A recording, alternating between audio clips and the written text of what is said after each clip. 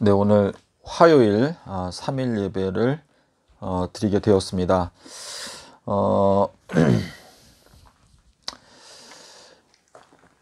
오늘 저희가 함께 보고자 하는 말씀은 마가복음 8장에 있는 말씀을 보시겠습니다. 마가복음 8장 11절, 12절인데요. 제가 읽어드릴게요. 바리새인들이 나와 예수께 힐난하며 그를 시험하여 하늘로서 오는 표적을 구하거늘 예수께서 마음속에 깊이 탄식하시며 가라사대 어찌하여 이 세대가 표적을 구하느냐 내가 진실로 너희에게 이르노니 그 다음에 뭐라고 그랬죠? 이 세대에게 표적을 주시지 아니하리라 라고 이렇게 번역을 해놨는데요. 제가 오늘 성경 공부를 하면서 이 내용을 좀 살펴봤어요. 살펴보니까 이 번역을 엉터리로 해놨는데, 지금 예수님께서 제가 이 말씀의 서두에서 이 말씀을 드리는 이유는 영상을 통해서 이 보시는 분들도 여러분의 성경책에 이게 번역이 잘못됐기 때문에 이 내용을 고쳐서 읽게 되시기를 바랍니다. 자, 지금 예수님께서 어떤 질문을 받은 것이죠? 하늘로부터 오는 표적을 구했어요, 사람들이. 자, 하늘로부터 오는 표적을 구했던 이야기는 세 군데에 나타나고 있습니다. 마태복음 16장 1절부터 4절에 보시면 하늘로부터 오는 표적을 보여달라라고 말했을 때 예수님께서 뭐라고 말씀하셨죠? 요나의 표적 외에는 내가 너희들에게 보여줄 수 있는 표적이 없다 라고 대답을 하셨어요.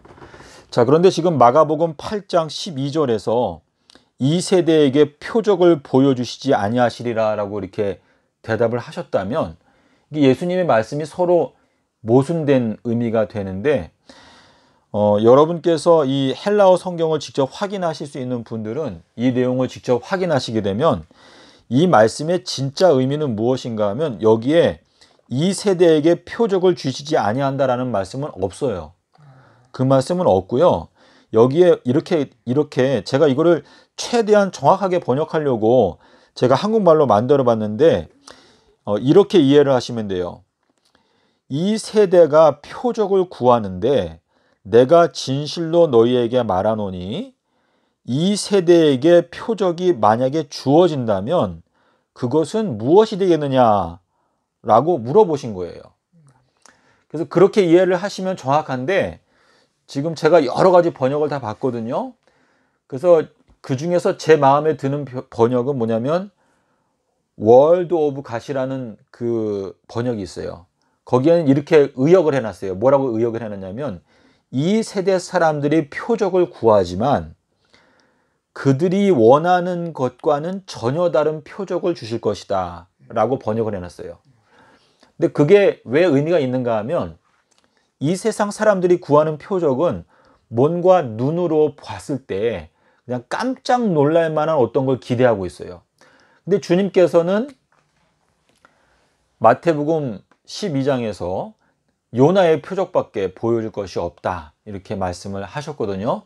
그래서 여러분께서 여기 마가복음 8장 11절 12절을 읽으실 때에 이 세대에게 표적을 주시지 아니하리라 라고 한 내용은 볼펜으로 이렇게 지워 놓으시고 여기에서 예수님께서 말씀하시는 진짜 의도는 이 세대가 표적을 구하고 있지만 이 세대에게 표적이 만약에 주어진다면 그 표적은 요나의 표적밖에 없게 된다라고 하는 것을 의미하기 위해서 여기에 이렇게 기록을 해 놓으신 것인데 마가복음 지금 8장 11절 12절이죠.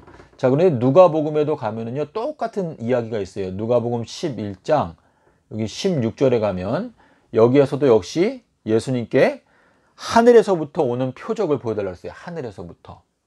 그러니까 예수님께서 대답하시기를 요나의 표적밖에 없다. 요나의 표적이 아니면 내가 너희들에게 보여줄 수 있는 표적이 없다. 이렇게 말씀을 하셨습니다. 그래서 여러분께서 여기 마가복음 8장 12절에 요 번역이 잘못되어 있다는 것을 기억하시고 또 이거를 확인하실 분들은 확인하시면 좋겠습니다.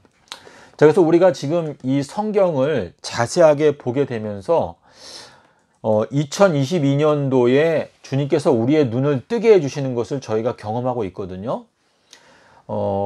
그래서 지금 예수님께 제자들이 와서 마태복음 24장에서 요구한 게 뭐였죠? 마태복음 24장 3절에서 뭐라고 말했죠? 세상 끝, 그쵸? 세상 끝에는 뭐라고 그랬어요? 무슨 징조가 있겠습니까? 라고 이렇게 물어봤는데 요 세상 끝은 어떤 때를 말하는 거죠? 세상 끝은 예, 추수 때. 예, 추수 때를 뜻하고 또 추수 때는 언제라고 말했죠? 요거는 추수 때는 예, 풀무불, 예, 풀무불과 같다라고 이렇게 말씀을 하셨는데 요 세 가지를 설명하는 성경 구절이 마태복음 13장 39절부터 이제 41절까지에 보시면 지금 요 풀무불은 요거는 몇 배가 더 뜨거운 거라고 그랬죠? 예, 7배가 더 뜨거운 것이다 라고 이렇게 다니엘서에 설명하고 있는데 요 풀무불에 해당되는 콩코더스 사전 번호가 몇 번이었죠? 10분 아니요. 아니. 2500 예, 575. 75일, 예, 2575번이다. 이렇게 말씀을 드렸고, 요 추수라고 하는 것은 하나님께서 얼만큼을 정해 놓으셨다고 했었죠? 예, 7. 그쵸? 예레미야서 5장 24절에 보시면, 요것도 한글 성경은 제대로 안 돼 있는데, 추수를 위해서 7이라고 하는 기간을 정해 놓으신 여호와를 경외하자 하지도 아니한다라고 이렇게 말씀을 하셨습니다. 그래서 지금 제자들이 물어본 것이 세상 끝이 가까이 올 때에는 무슨 징조가 있겠습니까? 라고 물어보았죠. 그때 요 3절에서 물어본 질문을 예수님께서 24절에서 여기에서 뭐라고 말했어요? 징조. 여기 앞에 큰 자가 붙어요. 큰 징조. 자, 큰 징조를 행하는 건 누가 한다고 그랬어요? 거짓 선지자. 예, 거짓 선지자. 거짓 선지자가 큰 징조를 행할 것이다. 이렇게 말씀을 하셨고, 그리고 30절에는 뭐가 있죠, 집사님? 30절에서는 인자의 징조. 그렇죠? 인자의 징조가 어떻다고 그랬어요? 어디에? 하늘에. 예, 하늘에. 하늘에 보인다. 이렇게 말씀을 하셨는데, 자, 지금 여기 거짓 선지자들이라고 되어 있어요. 여기서는요. 거짓 선지자들이라고 말씀하셨는데, 계시록에 가면은 거짓 선지자가 나오죠. 자, 개구리의 입에서 새 더러운 영이 나온다. 이 새 더러운 영은 누구죠? 누구? 짐승, 또 용과 그리고 거짓 선지자. 이렇게 말씀하셨는데, 계시록에 나오는 거짓 선지자는 누구예요? 계시록에 나오는 거짓 선지자는 누구였죠? 계시록에 나오는 거짓 선지자는 계시록 13장 여기 이제 13절에 중요한 내용이 나오는데 지금 짐승은 둘이 있어요. 그렇죠? 짐승은 둘이 있는데 하나는 어디에서 올라와요? 바다. 하나는 먼저 바다에서 올라오고 또 한 짐승은 땅에서 올라오는데 지금 이 땅에서 올라오는 짐승이 무엇처럼 말을 하죠? 용처럼 말을 하고 또 양처럼 두 뿔이 있다. 이렇게 기록하고 있어요. 근데 이 땅에서 올라오는 짐승, 우리가 이제 땅 짐승이라고 적어 볼게요. 자, 이 땅 짐승이 하는 일이 뭐예요? 땅 짐승이 하는 일은 바다에서 올라온 짐승에게 이 세상 모든 사람들을 갖다가 다 경배하게 하기 위해서 땅에서 올라온 짐승이 바다에서 올라온 짐승을 도와주기 위해서 도와주는 역할을 하는 게 요 땅 짐승인데 땅 짐승이 하는 일은 뭐라고 그랬어요? 칼에 상하였다가 살아난 짐승을 위해서 무엇을 만들라? 우상을. 예, 우상을 만들라. 자, 우상을 만들라라고 말했는데 혹시 이제 영상 보시는 분들 중에서 안식일 교인들은 화인 여사의 경우에는 요 우상을 뭐라고 말했어요? 요 우상을 개신교라고 말했어요. 개신교. 개신교가 우상이다. 이렇게 화인 여사는 기록을 해놨는데, 우상 숭배는 무엇일까요? 우상 숭배.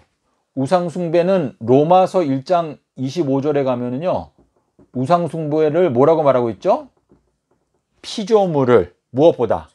조물주보다 더 귀하게 여기고 섬기는 것. 그래서 진리의 말씀을 거짓 것으로 바꾸어서 조물주보다 피조물을 더 섬기는 것이 우상 숭배다라고 말했는데, 계시록 12장에 가면 뱀이 물을 무엇처럼 강같이 토하여 그 여자를 떠내려가게 하려 하되, 이것은 뭐냐면 이 물은 뭐라고 그랬어요? 많은 백성과 방언이다 라고 이렇게 말씀하시고 있는데, 결국은 이 개신교라고 하는 이 거대한 조직을 다 속여가지고 이 거대한 조직이 하나님의 진리의 말씀과 반대되는 것을 주장하게 하는 것, 이것이 결국은 우상 숭배인데, 요 땅 짐승이 이제 우상을 만들어 가지고, 다시 말해서 개신교회를, 근데 이건 제 생각인데 모르겠어요. 제 생각이 저는 맞다고 생각하는데, 일단 제 의견이라고 생각하시고 들어보세요. 그래서 지금 이 물같이 사람들을 갖다가 다 바벨론의 속임수로 속여가지고, 그리고 이 우상으로 어떻게 한다고 그랬어요? 말하게 한다고 그랬어요. 말. 우상으로 말하게 하면서 이 우상에게 경배하지 아니하는 자, 또 짐승에게 경배하지 아니하는 자들은 다 어떻게 한다? 다 몇이든지 다 죽이게 한다 라고 이렇게 말씀하시면서 이제 짐승의 표를 받게 한다, 이렇게 지금 말을 하고 있거든요. 근데 이 땅에서 올라오는 이 짐승이 우상을 만든다라고 말했는데, 요 땅 짐승을 계시록 19장 20절에 가면은 뭐라고 말하고 있어요? 요 땅 짐승을 거짓 선지자라고 설명하고 있어요. 거짓 선지자. 자, 그래서 우리가 계시록 19장의 20절에 가면은요, 짐승도 잡히고 또 이 거짓 선지자, 다시 말해서 땅에서 올라온 짐승도 붙잡히게 된다라고 하는 말씀이 계시록 19장 20절에 나오는데, 그 말씀을 제가 지금 읽어 드릴게요. 여기 이렇게 되어 있어요. 짐승이 잡히고, 그리고 그 앞에서 표적. 자, 표적을 행한다라고 말했는데, 여기 계시록 13장 13절에 가면 뭐라고 말했냐면, 땅 짐승이 어떻게 한다고 그랬어요? 하늘에서 무엇이 내려오게? 불이 내려. 그쵸. 불이 내려오게 한다. 하늘에서 불이 내려오게 하는 표적을 행한다고 그랬어요. 표적. 예, 그래서 우리가 지금 계시록 말씀하고 마태복음 24장 말씀을 같이 비교해서 이게 그림이 확실하게 드러나는 건 뭐예요? 예수님께서 우리에게 보여주실 수 있는 표적은 딱 한 가지, 요나의 표적밖에 없다 그랬어요. 근데 이 요나의 표적이 뭐라 그랬어요? 인자가 얼만큼? 삼낮 삼밤, 그쵸? 삼낮 삼밤을 땅 속에서 라고 말씀하셨는데, 요 인자가 땅 속에서 삼낮 삼밤 있었던 것을 마태복음 24장에서는 뭐라고 말했어요? 인자의 징조라고 말씀하셨어요. 요 인자의 징조가 뭐예요? 인자가 땅 속에서 삼낮 삼밤을 지낸 것. 자, 요나의 징조는 뭐죠? 요나가 물고기 뱃속에서 삼낮 삼밤 있었던 것. 자, 이렇게 되거든요. 그래서 예수님께서 우리에게 보여줄 수 있는 표적은 인자의 징조이고, 그리고 예수님께서 경고하신 대로 거짓 선지자들, 근데 그 거짓 선지자들 중에서 여기 땅에서 올라오는 짐승은 뭐예요? 거짓 선지자라고 계시록 19장 20절에서 말을 하고 있어요. 근데 이 거짓 선지자가 하는 건 뭐예요? 하늘에서 불이 내려오게 하는 표적을 행함으로 말미암아 이 세상 전체를 미혹해서 어떻게 한다? 바다에서 올라온 짐승에게 경배하게 한다. 그래서 경배라고 하는 거는 오직 예수님만 경배를 받으셔야 하는데, 그 땅에서 올라오는 짐승이 이 무저갱에서 올라왔을 때 온 세상이 신기하게 생각해서 그 짐승을 따른다라고 계시록 13장 3절에서 말씀을 하시고 있거든요. 여기서 이 마지막 때에는 표적이 둘로 나뉘죠. 그렇죠? 거짓 선지자가 행하는 표적, 그리고 하나님의 참된 무리가 깨닫게 되는 표적, 이렇게 말했는데, 예수님께서 요한복음 4장 48절에서 뭐라고 말했어요? 너희는 표적을 보지 아니하면 결코 나를 믿지 아니하게 될 것이다 라고 이렇게 말씀하셨는데, 사람들이 기대하는 표적과 예수님이 우리에게 보여주기 원하는 표적이 서로 차이가 있는 거예요. 그렇죠? 그래서 맨 처음에 엘리야로 왔던 침례 요한의 경우는 어땠어요? 요한복음 10장 41절에 보면 뭐라고 말했죠? 침례 요한, 엘리야, 침례 요한이 와서 그 사람은 아무 표적도 행하지 아니하였지만 그가 예수님에 대해서 증거했던 모든 말은 다 참이다라고 말했어요. 그래서 지금 첫 번째 침례 요한이 왔을 때 그가 예수님에 대해서 증거하면서 뭐라고 말했어요? 예수님은 하나님의 아들이시다. 주님의 길을 곧게 하자. 그리고 우리가 물침례를 받고 회개함으로 성령을 선물로 받자. 이러한 기별을 전했는데, 그 침례 요한이 전파했던 기별은 다 참이지만 침례 요한의 경우에는 주님께서 침례 요한에게 어떤 이적을 행할 수 있는 그러한 은사를 주시지 않았다라고 지금 여기에서 기록을 하고 있거든요. 근데 지금 우리가 맨 처음에 읽었던 여기 마가복음에 보면 뭐라 했어요? 이 세대가 어찌하여 표적을 구하느냐? 너희들에게 보여줄 수 있는 표적은 요나의 표적밖에 없다. 근데 이 세대라는 게 언제를 말하는 거예요? 이 세대는 이 마지막 재림 때를 의미하는 것이죠. 왜냐하면 주님께서 누가복음 21장에서 뭐라고 그랬어요? 이 세대가 다 지나가기 전에 이 모든 일들이 다 이루어지게 될 것이다 라고 이렇게 말씀을 하셨어요. 그러니까 우리가 지금 출애굽 때에 있었던 사건을 보게 되면 9가지 재앙이, 이것이 기적이죠. 표적. 근데 이 9가지 표적으로 바로의 마음을 바꿀 수가 없었죠. 하지만 마지막으로 십자가의 도, 십자가의 기별이 전파되었을 때 바로가 이스라엘 자손을 다 해방시킨 것처럼 예수님께서 이 땅에서 공생애 하시는 동안에 어떻다고 그랬어요? 요한복음 12장 37절에 가면 뭐라고 말했죠?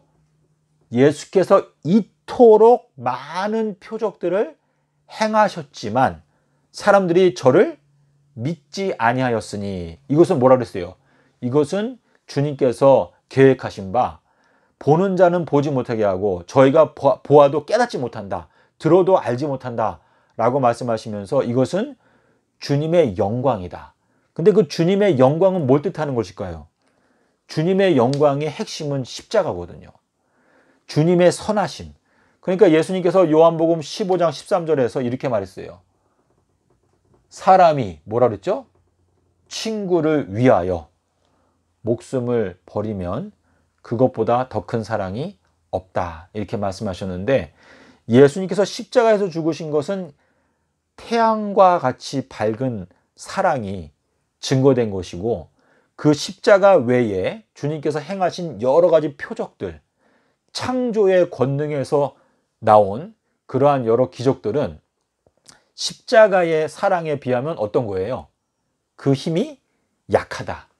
그래서 창조주의 권능에 대해서는 큰 사랑이라고 말하지 않잖아요. 그렇죠? 근데 우리가 지금 십자가로 말미암아 받게 되는 구원은 뭐예요? 이와 같이 큰 구원을. 그래서 주님께서 십자가에서 죽으셨을 때 그 기념일을 뭐라고 했어요? 큰 날. 그렇죠? 큰 안식일. 이렇게 말씀을 하시고 있거든요. 그래서 예수님께서 그분의 생애를 통해서 보여주신 것이나 또 이 출애굽 때에 보여주신 것이나 다 교훈이 뭐예요? 결국은 십자가의 도, 그것이 우리를 구원하는 가장 큰 표적이다 라는 것을 말씀을 하시는 것인데, 자, 우리 계시록 14장에 있는 말씀 볼게요. 제가 찾아서 계시록 14장에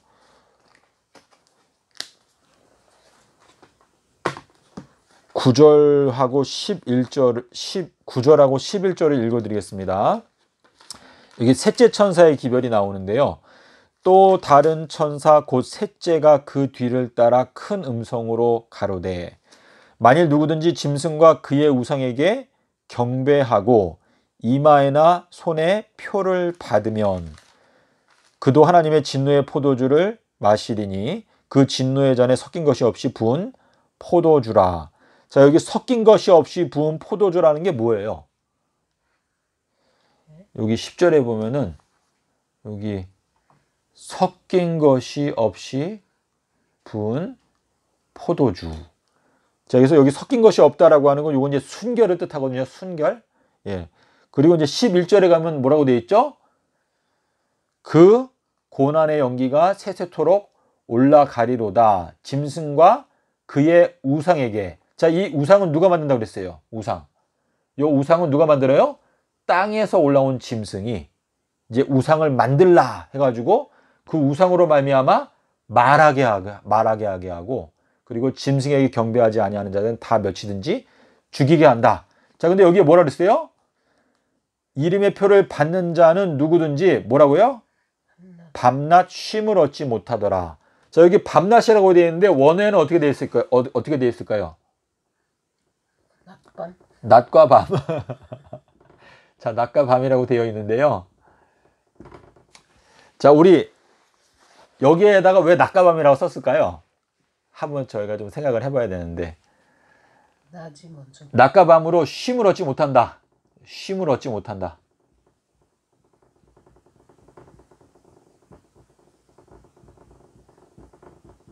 자, 주님께서 뭐라고 말했어요? 수고하고 무거운 짐진 자들아 다 내게로 오라. 내가 어떻게 하게라? 너희를 쉬게 하리라 말했어요. 자, 근데 이 우리에게 쉼을 줄 수 있는 예수님께서 뭐라고 말했죠? 내가 너희들에게 보여줄 수 있는 표적은 요나의 표적밖에 없다. 이렇게 말씀하셨는데, 자, 이 낮과 밤이라고 하는 표현이 어디에 또 나오는가 하면 계시록 12장 10절에 보면 뭐라고 되어 있어요? 용, 사단이 쫓겨나는데 그 사단은 어떻다고요? 낮과 밤으로 참소하던 자라고 되어 있어요. 여기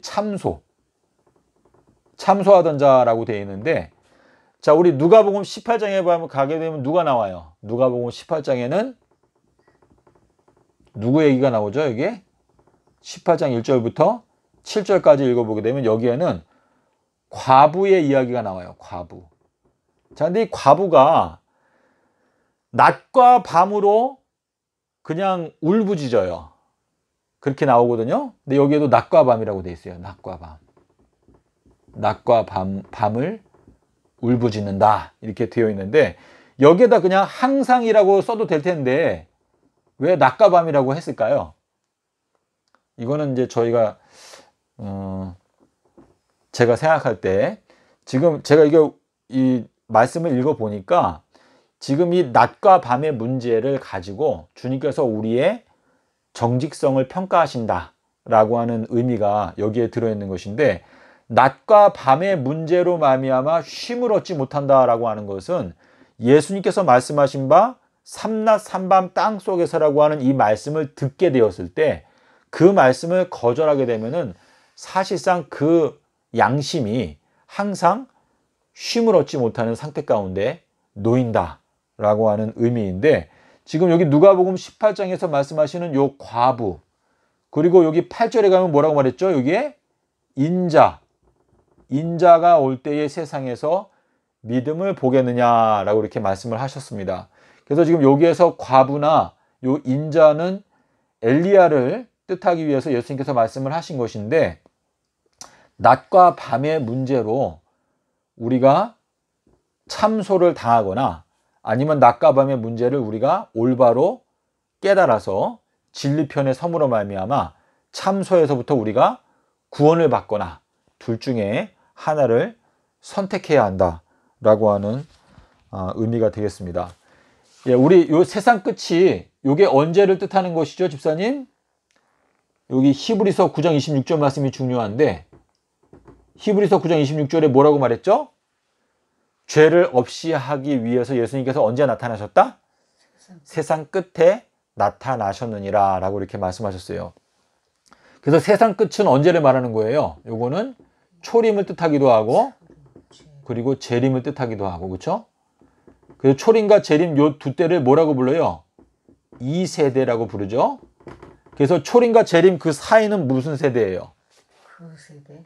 다른 세대. 예, 다른 세대라고 했는데 요 다른 세대라고 하는 건 어디에 나오죠? 에베소서 3장인가요? 3장 5절. 예, 에베소서 3장 5절에 나타나고 있습니다. 그래서 우리가 지금 이 마지막 때 세상 끝에 와 있기 때문에 주님께서 저희들에게 징조를 보여주시는데 이 징조가 뭐라고요? 인자의 징조가 하늘에 어떻게 하고 있다? 비춘다. 예, 비춘다라고 하는 단어가 들어있는데 여기 27절에 뭐라고 했어요? 번개가 서편까지 비춘다라고 말했고 누가복음 9장 8절에는 뭐라고 말했죠? 엘리야가 비춘다라고 말했어요. 우리 번역에는 엘리야가 나타났다 이렇게 되어 있는데 원어를 보시게 되면 요 단어랑 같은 단어가 되어 있고 마태복음 2장 7절에는 뭐가 되어 있죠? 하늘의 별이 비춘다라고 되어 있어요. 자, 그리고 다니엘서 12장 3절에는 또 뭐라고 말했죠? 의로운 대로 돌아오게 하는 자는 하늘에 별과 같이 비춘다 이렇게 말씀하셨습니다. 주님께서 나는 광명한 새벽별이다. 이 말은 무슨 뜻이에요? 예수님께서 우리에게 진리를 비춰주신다. 아침이 다가오는 것을 깨닫게 하여 주신다. 라고 하는 의미가 들어있습니다. 자, 너희가 금식할 때는 어떻게 하라 그랬어요? 금식할 때 어디에다가? 머리에다가 어? 기름을 바르고.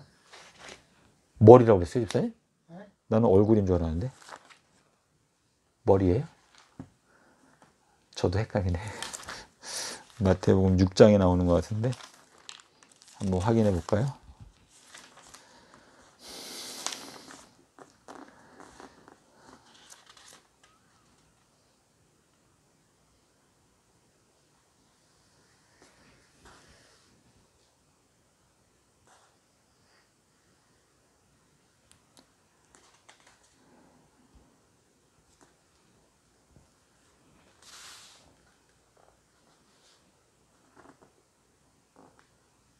기도할 때에 금식할 때가 어디 나오지?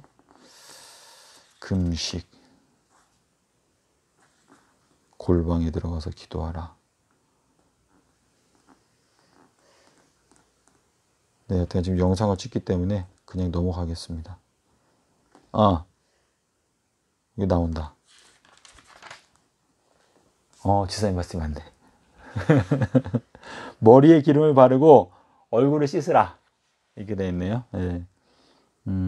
그렇구나. 이 말씀이 무슨 뜻일까요, 집사님? 네? 이 말씀이 무슨 뜻일까요? 네, 하여튼 우리가 영상을 찍으니까 예, 그래서 오늘 저희가 이 표적에 대해서 다시 한번 살펴봤는데 계시록에 나오는 표적이 세 군데가 나오거든요. 어디 나오죠? 15장에 나오고 그리고 12장에 두 번 나와요. 12장 1절하고 3절에는 하늘에 큰 표적이 보이니 여자가 아이를 낳으려고 하고 있다. 그리고 하늘에 또 다른 표적이 보이니 뭐라 그랬어요? 용이 아이를 삼키려 하고 있다. 그리고 계시록 15장에는 그래요? 계시록 15장에는 또 뭐가 나오죠?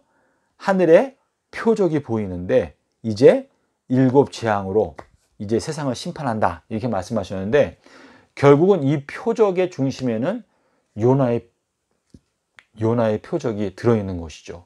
그래서 요나의 표적 때문에 마지막 참된 교회가 태어나고 요나의 표적 때문에 용이 분노하게 되고 또 요나의 표적 때문에 7 재앙을 이제 하나님께서 보내신다 라고 하는 그러한 의미가 되겠습니다. 그래서 주님께서 그 표적으로 이 세상을 심판하신다 라고 하는 것을 저희가 생각하면서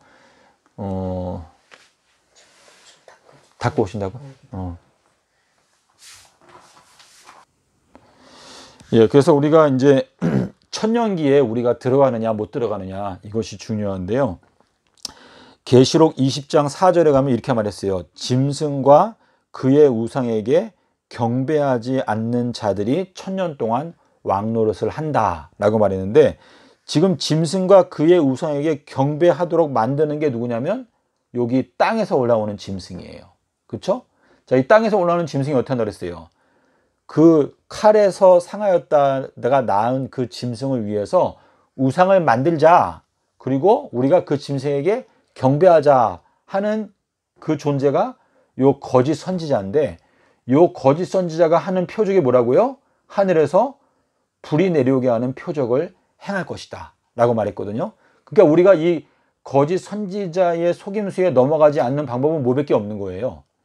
네. 주님께서 우리에게 주시는 하늘에서부터 오는 참된 징조, 이 인자의 징조, 요나의 징조를 깨닫지 아니하면 전부 다 이 거짓 선지자에게 속아 넘어가게 된다라는 것을 말씀하시는 것이고, 천년기에 들어가는 자들의 특징이 뭐라고 그랬어요? 짐승과 그의 우상에게 경배하지 않는 자들. 그러니까 경배하지 않으려면은 이 거짓 선지자를 이겨야 되는데, 이 거짓 선지자를 이길 수 있는 방법은 뭐밖에 없는 거예요? 요나의 표적, 인자의 징조밖에 없다. 그래서 지금 제가 이렇게 되돌아보니까 주님께서 그분의 권능으로 이 인자의 징조가 하늘에서 비추게 하신 것이 지금 올해로 10년째가 된 거예요. 그렇죠? 그래서 그때의 하늘의 인자의 징조가 보이겠고라고 하는 그 말씀은 2013년부터 주님께서 그분의 성령의 바람을 통해서 우리 주님의 말씀을 사모하는 자들의 마음 가운데 인자의 징조를 보여주고 계시는 것이죠. 그래서 우리가 이 인자의 징조를 봐야 주님의 임하심이 온다는 걸 깨닫게 되는 것이고, 우리가 구원에 들어갈 수가 있다라고 하는 의미이기 때문에, 우리가 지금 바벨론의 간계, 음녀의 포도주, 여기에서 벗어날 수 있는 방법은 이거밖에 없는 거예요. 그래서 아기 예수님을 발견하는 것은 구유에 누워있는 아기였잖아요.